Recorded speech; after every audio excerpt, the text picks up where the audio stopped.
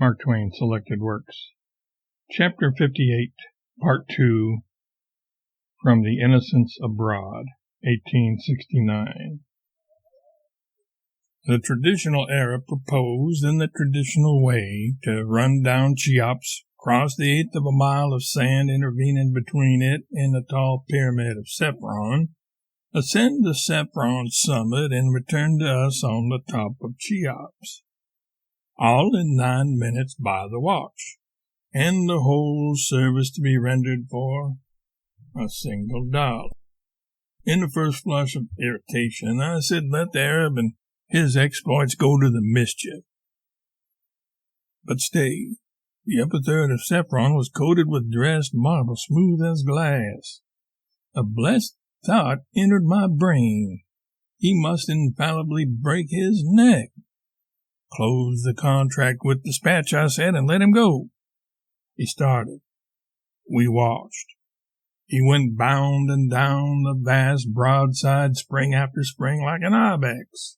He grew small and smaller till he became a bobbing pygmy away down toward the bottom, then disappeared. We turned and peered over the other side. 40 seconds, 80 seconds, 100. Happiness, he is dead already. 2 minutes and a quarter. There he goes. Too true. It was too true. He was very small now. Gradually but surely he overcame the level ground. He began to spring and climb again, up, up, up. At last he reached the smooth coating. Now for it. But he clung to it with toes and fingers like a fly. He crawled this way and that, away to the right, slanting upward, away to the left, still slanting upward, and stood at last a black peg on the summit and waved his pygmy scarf. Then he crept downward to the raw steps again and picked up his agile heels and flew. We lost him presently, but presently again we saw him under us, mounting with undiminished energy.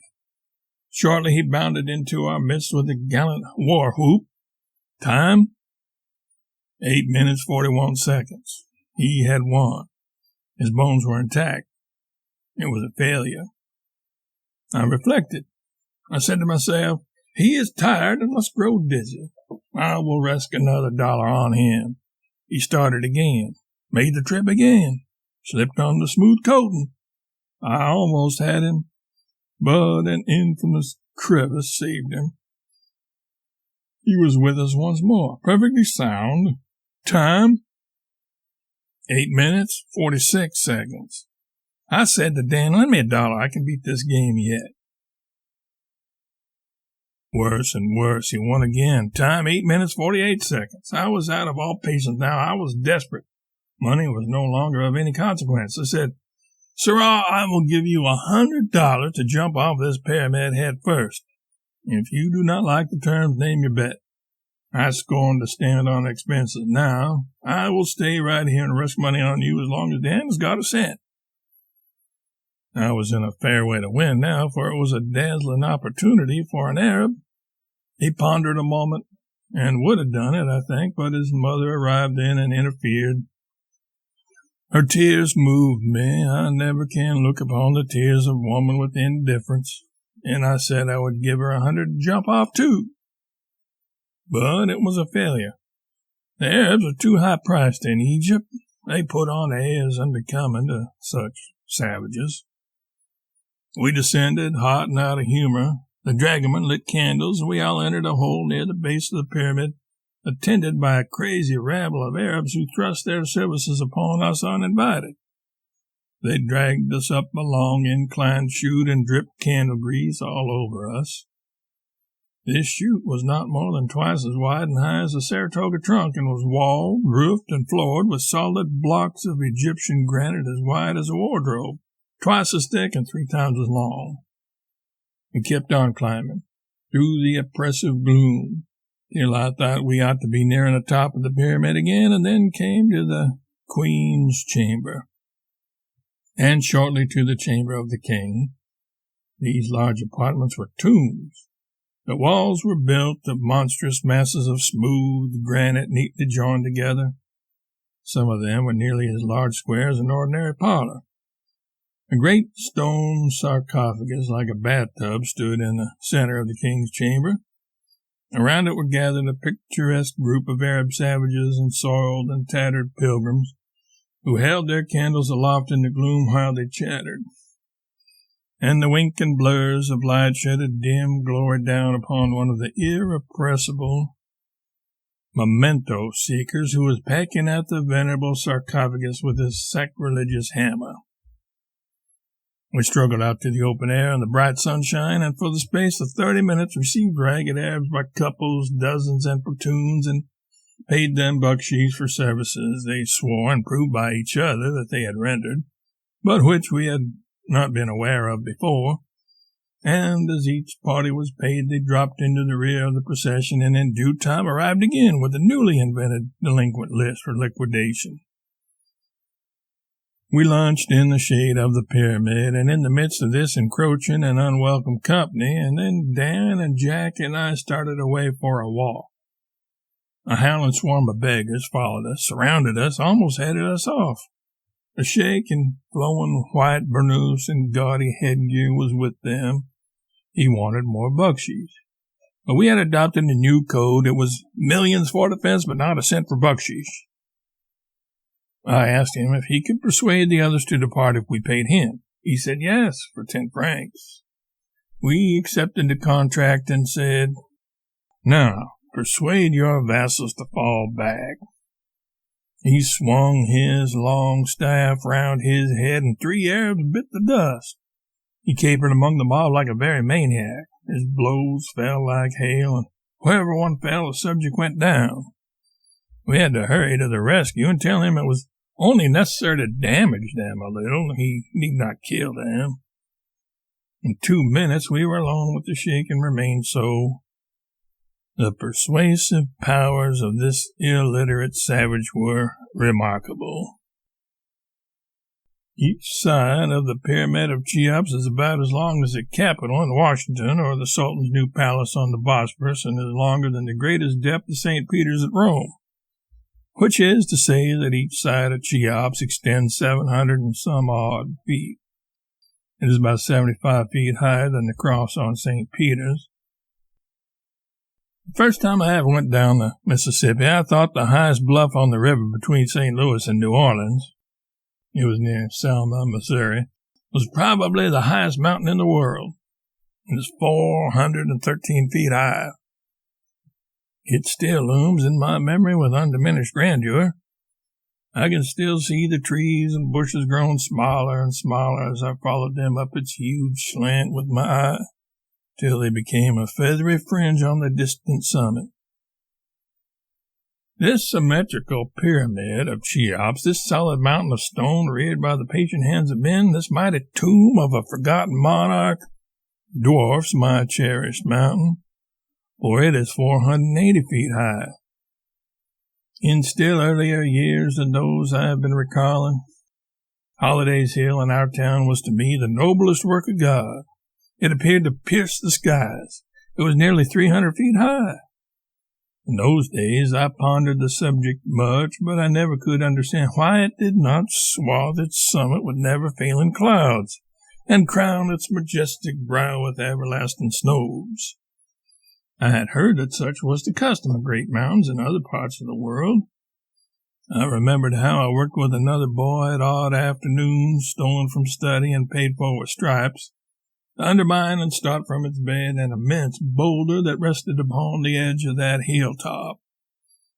I remembered how one Saturday afternoon we gave 3 hours of honest effort to the task, and saw at last that our reward was at hand.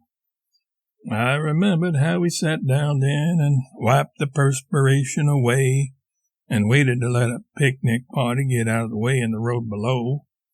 And then we started the boulder. It was splendid.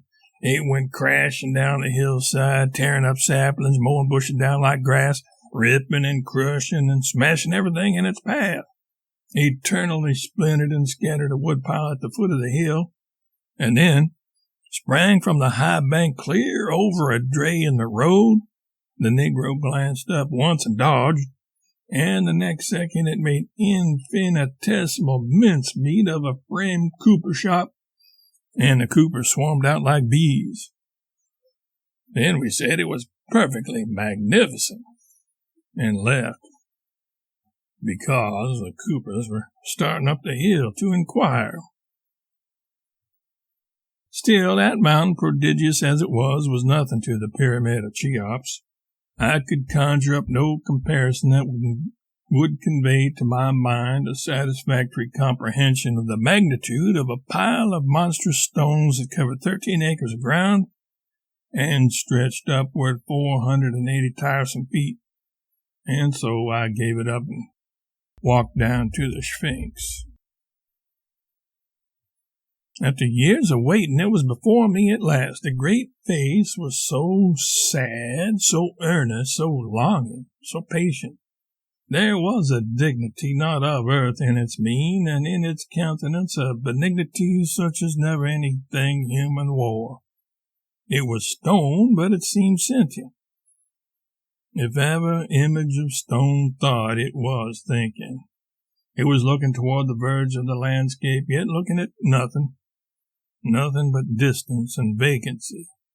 It was looking over and beyond everything of the present and far into the past. It was gazing out over the ocean of time, over lines of century waves which, further and further receding, closed nearer and nearer together and blended at last into one unbroken tide away toward the horizon of remote antiquity.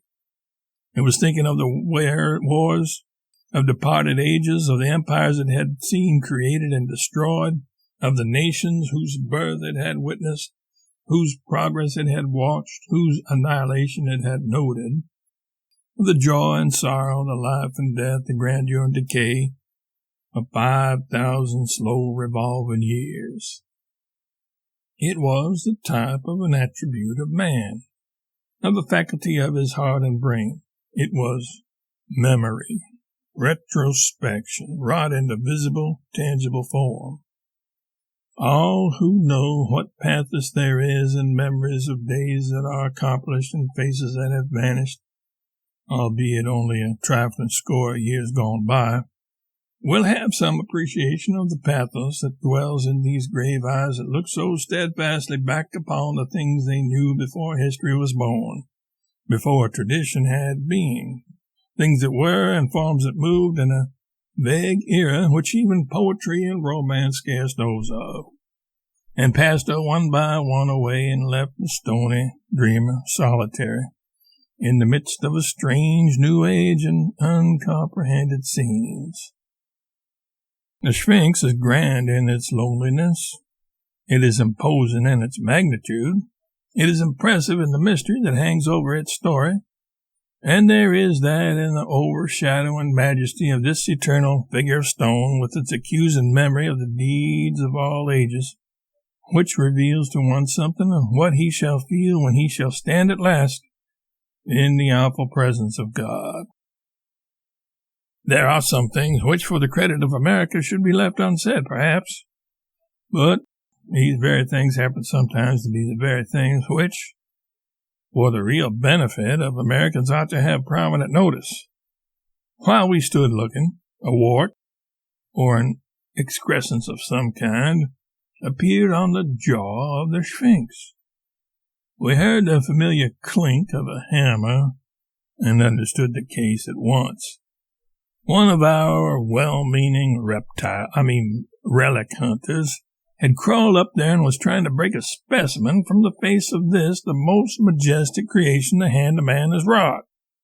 But the great image contemplated the dead ages as calmly as ever, unconscious of the small insect that was fretting at its jaw. Egyptian granite that has defied the storms and earthquakes of all time has nothing to fear from the tack hammers of ignorant excursionists, highwaymen like this specimen. He failed in his enterprise. We sent a sheikh to arrest him if he had the authority, or to warn him if he had not, that by the laws of Egypt the crime he was attempting to commit was punishable with imprisonment or the bastinado. Then he desisted and went away.